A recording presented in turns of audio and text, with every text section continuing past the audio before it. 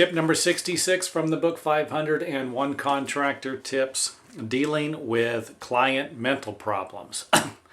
And again, you as a contractor could have mental problems yourself. If some of these things sound familiar, then it wouldn't be a bad idea to either self-evaluate your actions or get professional help. I've worked for people who were aggressive, violent, moody, sadistic, cruel, submissive, and overreactive.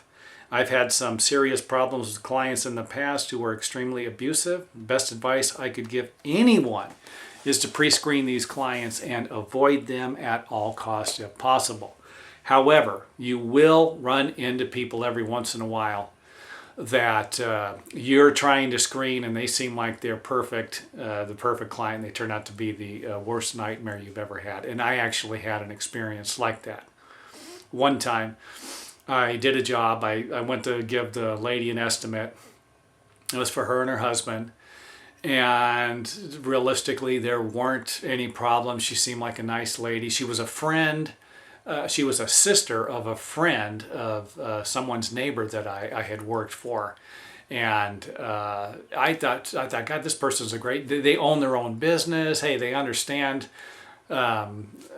business. And because you work for some people and they don't really understand that you might make $75 an hour and you're worth that $75 an hour, where they're making $20 an hour, and this is a problem. So a lot of times I found out that working with people who own their own business seemed to be a little easier to work with than those who don't, because they understood business.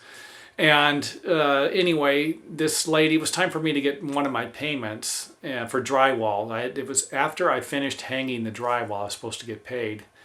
And this kind of sent her overboard. You know, she thought that it was after I'd finished the drywall. So you can understand, you know, the error here. You can understand the problem that she even read the contract. I knew I wrote the contract. When she read it, she took it one way. I knew what it was.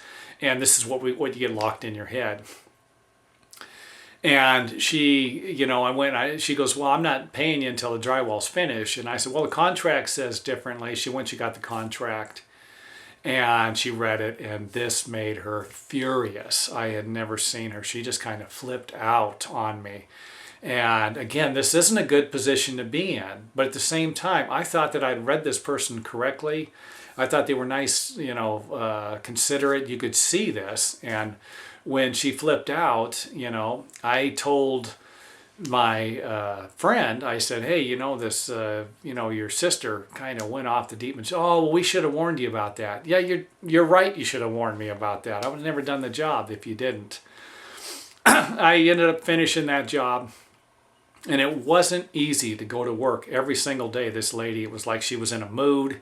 And I was her enemy, and I was her arch enemy. This wasn't good. And finally, it ended up to where I was supposed to get my final payment, and she wouldn't even deal with me. She said that her husband would handle the final payment, and he was supposed to come home at 3 o'clock. I ended up waiting around at their house till 8 o'clock in the evening. I wasn't going to leave until I got my check, because I kind of figured this was going to be it was going to be a hard time if I didn't wait around and make them uncomfortable. Which again, that's another ploy you can use right there. If someone's not paying you, go camp out at their house. Hey, eventually they're probably going to pay you, especially if you bring a trailer there, a camper, and really let them know you're serious. Who knows? Maybe that's tip number 502 there. But anyway, if you end up dealing with people who aren't emotionally stable,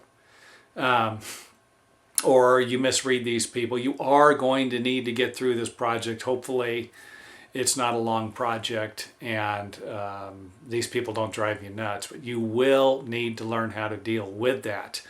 And I think the best way, like I mentioned in the tip here, the best way to deal with that is to try and thoroughly pre-screen these people as much as you can. Let them know some of the problems you're going to run into. If you're doing a large problem like a room addition, you know, it could be something as simple as having an outhouse or a portable toilet in the front yard. Maybe this is something they don't want to see.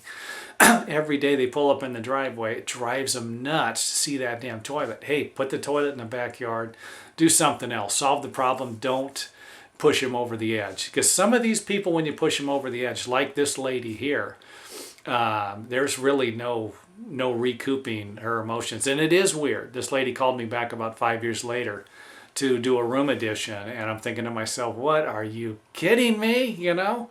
And so I really didn't have anything I didn't go out. I didn't make it sound like, hey, I'm not going to work for you ever again. I just pleasantly said, I'm busy. I won't be able to do your job.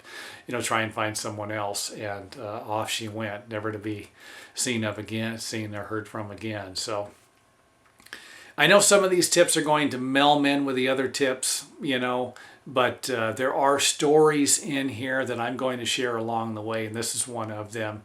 You might be able to relate to this experience and have it help you. And in one of the ways I'm thinking that you can relate to some of the experiences that I'm sharing with you is even if you haven't ever experienced them. You can use them to hopefully avoid having to experience them. If you have experienced them and you find yourself working for the same people again, and these people are abusive, they're not friendly, they're not someone you want to work with, they're moody, hey, in this relationship, there are plenty of people out there who are a little more sane than these individuals. Find them, work for them, get rid of the people that don't work, and find people who do.